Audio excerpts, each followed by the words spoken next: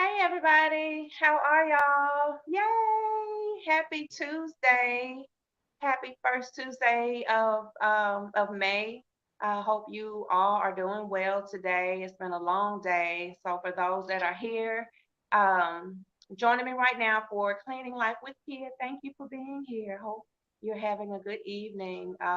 It's only going to be a 30-minute segment tonight. I'm excited because it's been a long day for me as well. Um, so, for those that may be just tuning in for the first time, my name is Kia Smith, and I reside here in the Tulsa, Oklahoma area. I have a business.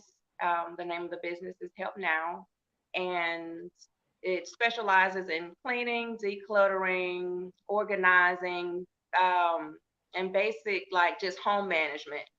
And I'm using my brand to help people beyond just physically coming into their homes with cleanings and decluttering and all that. So we talk about some things here um, that will help you in your home. You know, if you can't afford someone to come in or you don't want anyone to come in, just tips and life. And it's a really nice podcast. I can't remember how many episodes that I've done so far. I need to go back and figure it out because I've missed some myself and I've done like some replays because it's life and life's been life. And so anyway, I'm gonna pick up from where I was gonna start last week. So first of all, I have to ramble. Take a deep breath. And I have to ramble. So the last couple of weeks I missed, and I the 2 weeks before that, I started talking about spring cleaning, and we were gonna jump into spring cleaning because it's spring. It's obviously that time.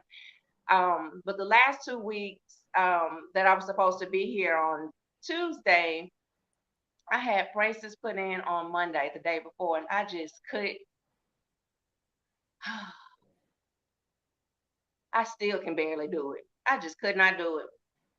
So I'm 43, and I decided to get braces again. I had them when I was in high school, which is not recommended because you're not responsible enough to do what you're supposed to do to make sure that you're good throughout adulthood. There's probably very few people that mastered that anyway. Didn't wear my retainers, needed them again.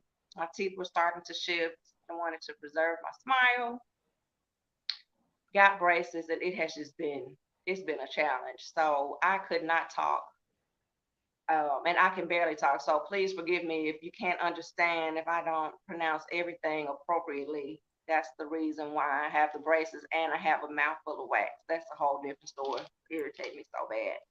But anyway, we were talking about spring cleaning, and I was trying to decide where we were going to start. I even have notes because I've been holding on to this one for a while. It's just been a lot going on. But anywho, um, I was trying to figure out where to start so far as um, where to begin with spring cleaning. So typically, you'll just think, a good deep clean actually is your spring cleaning, and you just, for the most part, people will just focus in on things like decluttering your closets, moving your furniture, rearranging your furniture, your baseboards,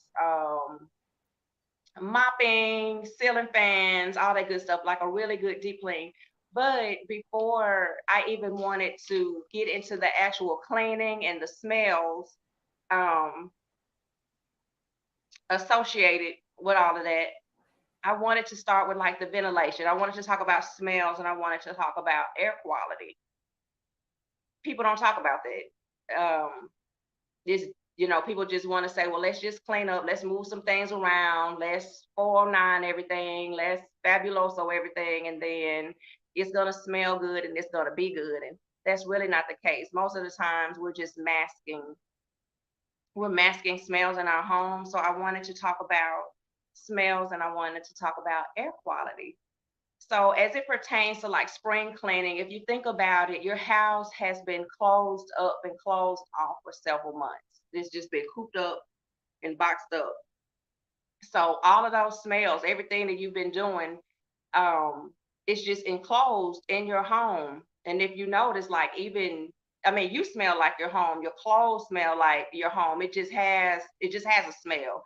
So the first thing with spring cleaning is just that ventilation. I did a deep clean on Sunday, and my clients were, that's the first thing they noticed when they walked inside of their home.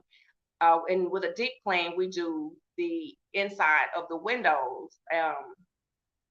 So of course we had to raise all of the windows in the living room, and just the air circulating in the house. It did a lot of the work for me. Of course we had to clean and we had to get down in there, but just opening up the windows, it provided just a different sense of clean. So when they walked in, and at that point the windows were down. By the time they made it home at the end of the cleaning, the windows were down. But that's the first thing they did when they walked in. They took like this huge, enormous, deep breath, and they felt like, they said it feels clean, it smells clean. I can smell, I can breathe better than I did before I left.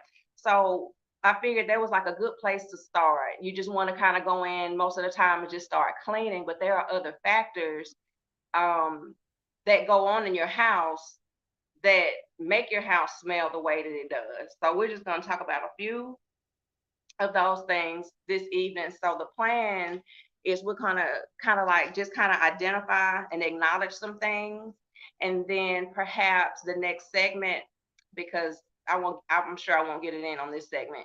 We'll talk about like damage control, like how to make it better. So we'll just acknowledge it and identify some things today, and then the next time we'll figure out how to fix it. So um as a part of like your spring deep cleaning, we are going to we're going to keep allergens out of the home.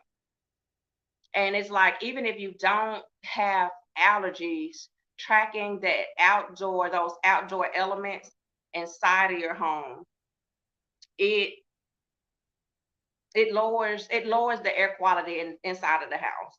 So if you have allergies, that's just bad enough. Like I do, like I have my sinuses and allergies have been so bad.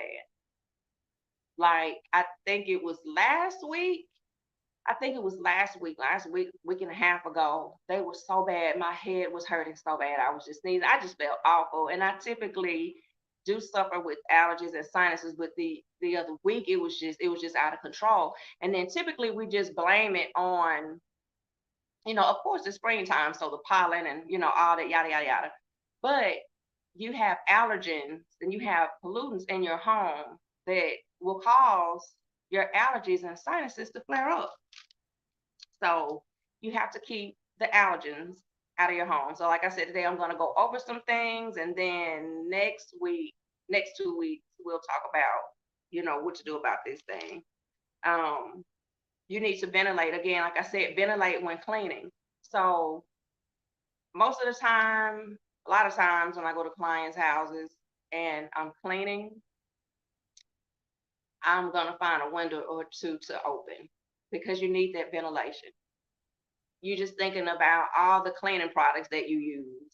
For me, it's like a mixture. I try to use a lot of more natural, safer products, but then sometimes I don't. It just kind of depends. But and then I had to research this. So, and I figured this out while I was researching. Um, Actually, the cleaning products that you use are actually a common source of what they call VOCs, volatile organic compounds. So open up a window, and it makes sense. So you're spraying all this 409. We're spraying all these products with bleach and all that. So it makes sense. But it's volatile. It's not good. And then you're in a closed environment and you're spraying all this stuff. Um, and it's not good. So you need to ventilate when you're cleaning. Um, Another thing I found is clean your outside AC unit, which I would have never thought. Like, I'm not gonna do it. I'm not saying it's not a good thing to do. I'm just saying somebody else will have to do it. But it makes sense. It's been dormant for months. Um, and probably should consider seasonal or regular preventative HVAC maintenance. But it does make sense. It's been sitting outside for several months. Just think springtime comes, you're starting to crank up you're going from the heat to the cold, from heat to cold air. And I can see where someone would probably need out and clean out before you turn things on and everything is all up in your house. Which brings me to four. Change your air filters. Not only do new air filters improve air quality, they help the HVAC system work properly. Um, so it's just good for your springtime cleaning, and it's an energy efficient tip as well. And that's something I need to do. Like right now, I know I need to change the filter. That's one of those. I mean, it's not like it's gender based, but that's just something typically I don't really think about. It's something that that's something you kind of typically, well, I would think you depend on your spouse to do. I don't be thinking to do it, and I need to do it. But it's just me. And I know the kids ain't gonna do it either. So that's one of the things that are on my checklist. So when I have time to do that, I do need to change the filter because you can take those filters down and they be like filthy. They be like filthy, filthy. And you just think you're breathing in like that's all in your space. So that's not good. Change your air filters. Um, I also use an air purifier. It's a great springtime indoor air quality solution. Um, And if you have allergy and asthma, if you're allergy and asthma sufferers, they're great. Um, we all pretty much have the sinuses and allergy issues, except for my oldest. He doesn't suffer with it really. Like it has to be really bad outside. And he did catch a case a couple of weeks, even like the week I wasn't feeling well with my sinuses and allergies. Like they were on him too, and he hardly ever suffers. But my son Kavai, he has allergies. He has like what is it, allergy induced asthma.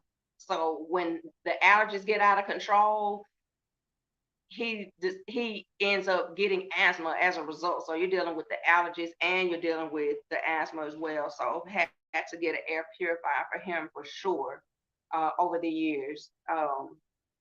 Because one minute it'll just be him sneezing and the next minute he can't hardly breathe. Um, and then this is something else I stumbled on as well. Consider a whole home dehumidifier. So humidity control is often forgotten about air quality factor. And I never think about like the humidity. Like you think about like an air purifier, um, that stuff, that type of stuff. But I never the humidity. I don't know. It just never just clicked. But it makes sense.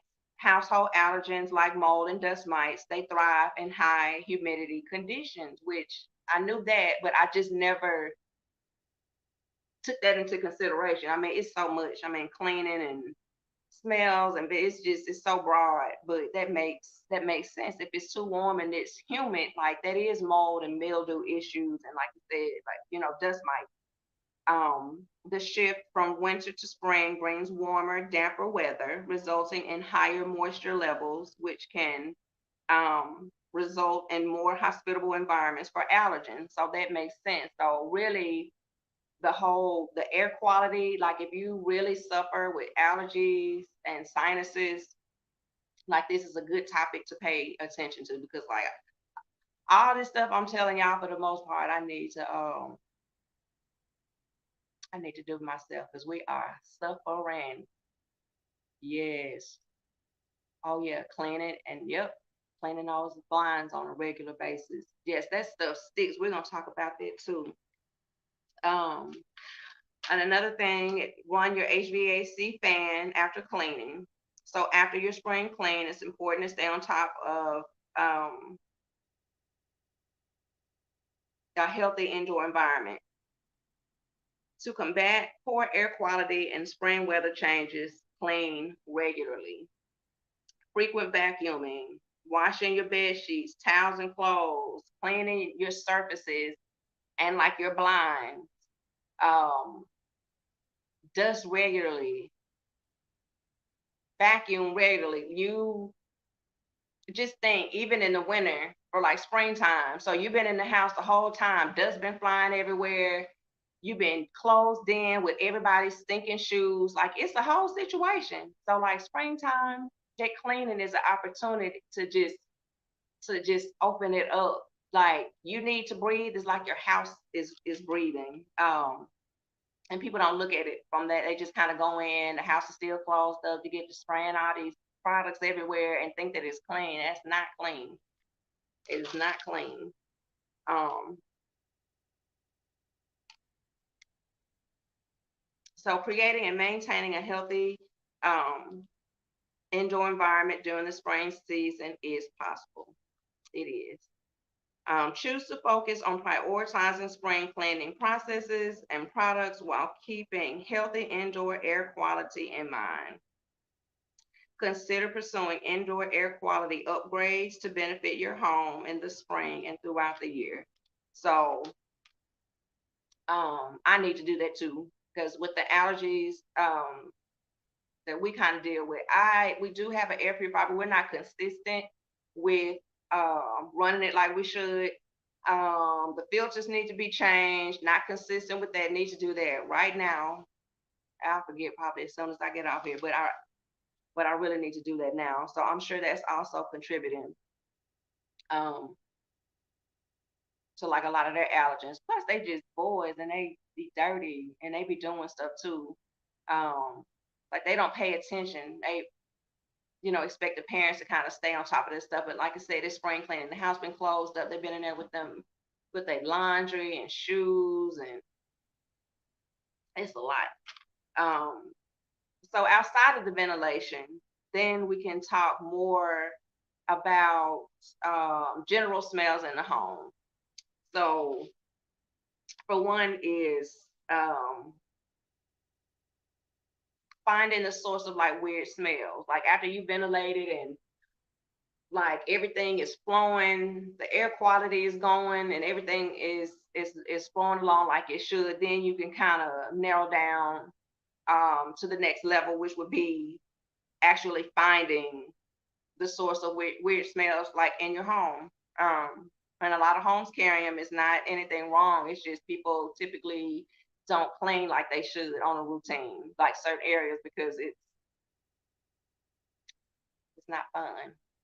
You know, I mean, I'm good at it and I like doing it. And it serves a certain level of fun for me, but that's just my thing. But for most people, that's not the case.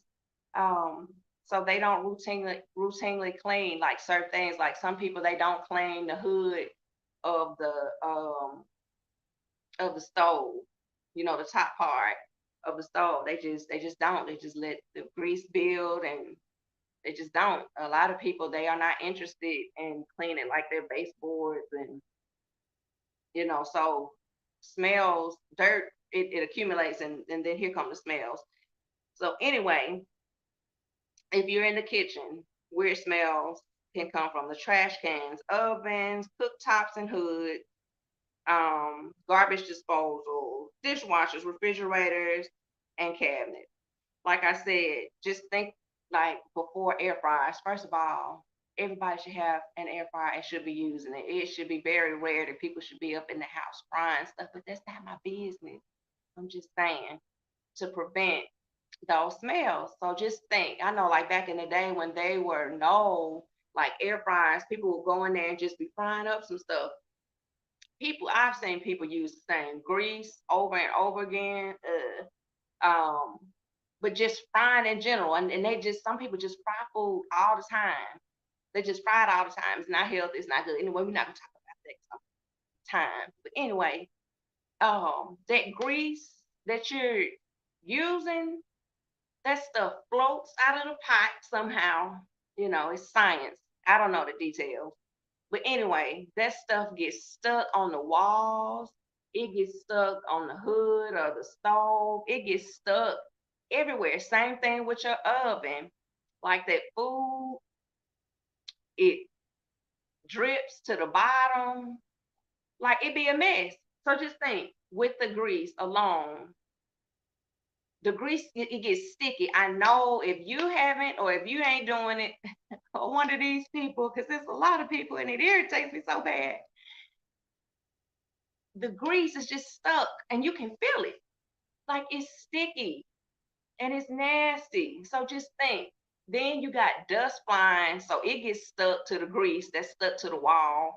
And then you keep frying stuff, so there's more grease that's stuck to the wall, that's stuck to the dust, that's stuck to the grease, that's stuck to the wall. And it's like a cycle. And most people do not wash their walls. So that grease, it holds the smell, the hood of the stove. It'd be grease on top of dust, on top of grease, on top of some food, on top of some more dust, and it just be a mess and it holds it. And just think, all that stuff is floating to the inside of your windows and all in these places you don't pay attention to. And it creates a smell. You ever smelled anybody and they smelled like stale grease? I have. So there are like weird smells in every aspect of where you are. Your laundry. Have you ever been in a laundry room and it smelled musty and moldy? It could be your laundry sink drain. It could be the washing machine. It could be the dryer. Or it could be how you separate your clothes. So the quickest thing that'll get my kids choked when it comes to laundry. So when we run towels, I have a separate space for the towels. I have a basket for the towels that we only use like on our face and body, period. Like it shouldn't be anything. I don't wash other stuff, other clothes with towels. Like that's a thing with me. I just run towels. But then I have a separate container that is for like my cleaning towels because I have a business and I clean and I use a lot of towels. So we can't even mix those two towels together. But how that moldy, musty smell can come, like if you have a lot of people in your home and it's like towels, so we'll have one designated spot for towels. Towels can't be in with your regular laundry. It's just one space, it's one place, and you wash them together. But even with that, they can even do the right thing and put them and separate them the way they need to be. I don't like how you may have like your big towels, your face towels, and some towels be like really wet and damp. They'll have like the towels be real damp, just borderline, just wet. And then you just pile it in a laundry basket. And then you have people that don't do the laundry often. So then it's going to get moldy and it's going to stink. And then depending on the air quality in the house, if it's humid, like your towels and stuff, it will mold. And then before you know it, it's just every other towel you got is all moldy and it stink and the laundry basket stink. It's just a whole deal. So that's in your like for your laundry and in your laundry room. In your bathrooms, you have your drains, your trash cans, the toilets, the cabinets. Um, One thing about those bathrooms, like I said, those drains, it's a bathroom. Obviously, trash cans, just like in the kitchen. Um, Same thing with the cabinets. And you take showers, all that moisture, that dust, all that stuff, it sticks. And if you're not washing your walls and wiping your cabinets often, it's just a repeated cycle. And then, like I said, winter months come, you close your house up, it's just a whole production. And then in the bathroom, for sure, oh my God, it's the urine for me. Not even urine, it's the pee for me. And if you got boys, it's the piss for me. Like, oh my God. If you have boys, like I don't even have to go into full detail. You already know. Like that stuff sticks and stays everywhere. And if they're not paying attention, if they're pointed in every kind of way, it's just so bad. It's so irritating. I swear I have four of them. And I don't even use their bathroom. I don't even go in there. I just pay for us a place to live and they can just do whatever they want to do. I mean, they can't do it because they have to clean it, but I can't go in there. But pee, the toilet, people that aren't thorough with cleaning their toilet, especially the bottom. Ugh. And just think, even if somebody go in there and say, "Oh, I clean," those kids they don't be cleaning. That's like when I have clients, that's the first thing they want us to do first. Like, what is priority? Depending on how much time they have, I be like, "What do you want? So what is priority?" So I'll know to make sure that when I leave, the things that you want done get done first. Everybody, bathroom. I don't blame. Like nobody wants to clean the bathroom. But if you don't clean that bathroom, not just the toilet, but just the bathroom in general, if you are not thorough and intentional about the bathroom, that smell is gonna hold. Like pee get everywhere and just all those little spaces and places and crevices. And it's just bad. It's just bad. It's not a good thing. Um, and then like so far it's just the kids in general. That's my favorite part to talk about because they're an easy little target. They're so dirty. Um, Especially for the kids are those what I call phantom smells. You don't know where they're coming from. It could be anything. It could be the laundry, it could be the shoes, it could be gym bag. Um, if you have kids that have sports and are active, it'd be socks and just all kind of stuff. You have food in their room, like you really don't know where the smell is coming from. It's a phantom smell. Um, I mean, you can go just on and on. Your basements, your water seepage, your pets and pet stains. I haven't really gotten into that because, well, I don't have pets and I am not um just well in my knowledge when it comes to like pet and pet science. I'm like researching and I'm asking questions. Jenny has pets, so I'll ask questions and she know a lot. She'll probably have to come and talk to y'all more so than I do. Because I'm not, and I'll just be honest with the things that I know, and the things that I don't. And then another thing is like dry rot as well. So there are like so many things that affect the smell of your home and the air quality. So I figure um, we can kind of identify those things first, like we did.